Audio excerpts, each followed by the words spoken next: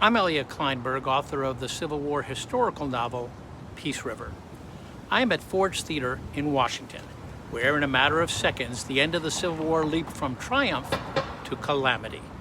The mortally wounded President Abraham Lincoln was taken to a home across the street where he died the next morning. At his bedside, Edwin Stanton, his Secretary of War, said, "Now he belongs to the ages." For many of the characters in Peace River, Lincoln is a hero, practically a saint. But to many Southerners, he was anything but. In fact, it was his election in November 1860 that for Southern states was the last straw.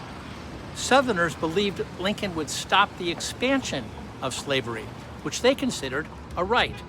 They believed they had the right to leave the Union, and Lincoln was a warmonger invading a sovereign state. They didn't believe Lincoln's insistence early on that his goal was to save the Union, even if it meant keeping slavery. They did a big "I told you so" when he issued the Emancipation Proclamation.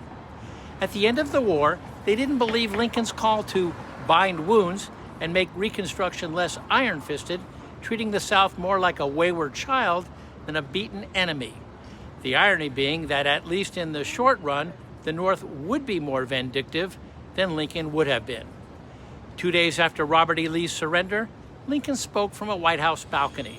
He discussed terms of Reconstruction, and he talked about letting some black people now become citizens, meaning they could vote or even hold office.